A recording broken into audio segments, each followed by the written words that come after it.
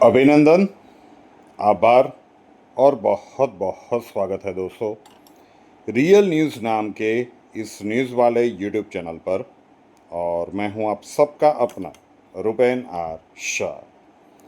पिछले 48 घंटों से सोशल मीडिया पर एक खबर ब्लास्ट हो रही है, एक सवाल तेज़ी से वायरल हो रहा है और वो सवाल है कि क्या इजरायली प्रधानमंत्री बेंजामिन नेतन्याहू को कुछ हो गया है? क्या वो अदृश्य हो गए हैं? इजराइल के लिए हम ये कह सकते हैं कि ये पीआर के लिए, मतलब पब्लिक रिलेशंस के लिए जाना जाता है और सबसे आगे आकर वो अपना पीआर करते हैं, सारी चीज़ों को प्रेजेंट करते हैं। और उनके खुद के प्रधानमंत्री अचानक से कहाँ अदृश्य हो गए हैं?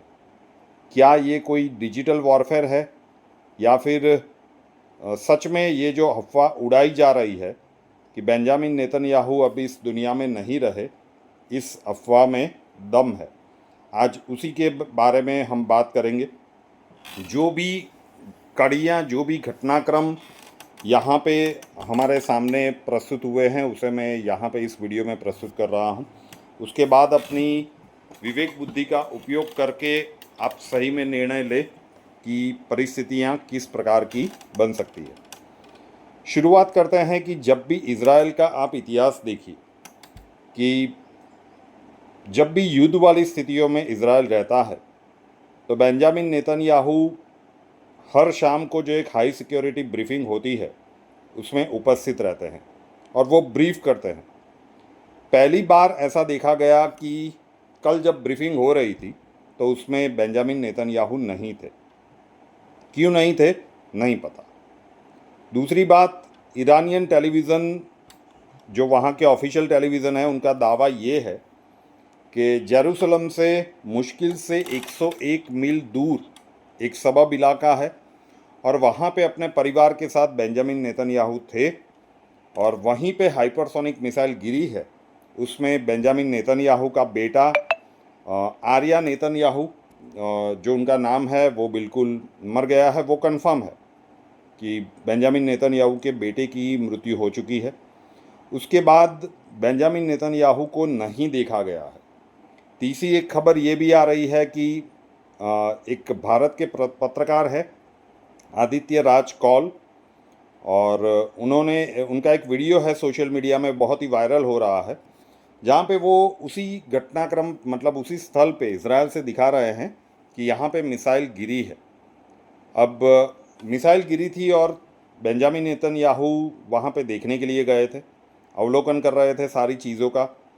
और इजराइल की सुरक्षा एजेंसियों का कहना है कि लोकेशन शेयर करना बेंजामिन नेतन्याहू का वो इंटरनेशनल मीडिया में घातक सिद्ध हो सकता है और इसीलिए आदित्य राज कौल को हिरासत में लेकर पूछताछ की जा रही है कि आपने लाइव लोकेशन कैसे शेयर कर दिया हमारे प्रधानमंत्री जी का। यह आरोप है कि बेंजामिन नेतन्याहू का जो लाइव लोकेशन बताया जा रहा था कि ये यहाँ पे है, इस वक्त है, दिन के इतने बजे है, तो लाइव लोकेशन ईरान को पता चल गया और फिर ईरान ने मार दी वहाँ पे हाइपरसोनिक मिसाइल। तो बहुत सारी फ़ोटोज़ आ रही है। तो फ़ोटोज़ में मोसाद के हेडक्वार्टर में आग लगी है और दावा किया जा रहा है कि एक दूसरा फ़ोटो भी वहाँ से निकल के आ रहा है कि एक सफ़ेद कपड़े में डेड बॉडी को लेकर जाया जा रहा है और ये दावा है कि ये बेंजामिन नेतन्याहू है। तो होप कि सिक्योरिटी रीजन से उनको पर्दे के पीछे कर दिया गया हो, या इजरायली पीआर एजेंसियां है, वहाँ का मीडिया तो कुछ स्पष्ट तो करना चाहिए। वहाँ का जो ऑफिशियल एक ट्वीट आया है ना, वो ट्वीट ध्यान से पढ़िए, मैं ऑन स्क्रीन रख रहा हूँ आपके सामने। तो ये वो ट्वीट है जब इजराइल ये कह दे कि कंफर्म रिपोर्ट के ऊपर ही भरोसा करो। अब इसका मतलब क्या होता है? सीधा सीधा आप बोल दीजिए कि नहीं, बेंजामिन नेतन्याहू बिल्कुल सुरक्षित है, उनको कोई दिक्कत नहीं है। तो जब वहाँ की ऑफिशियल ट्विटर अकाउंट से इस प्रकार से ट्वीट आता है तो ये एक रूमर, कितनी इस रूमर में, इस अफवाह में कितनी सच्चाई है उसके ऊपर फिर बहुत सारे प्रश्न उठते हैं, ठीक है ना। जैसे ईरान के सुप्रीम लीडर खamenei मारे गए थे, तो ईरान ने सामने आकर कहा था कि हाँ, हमारे लीडर खamenei नहीं रहे, तो वो ठीक है।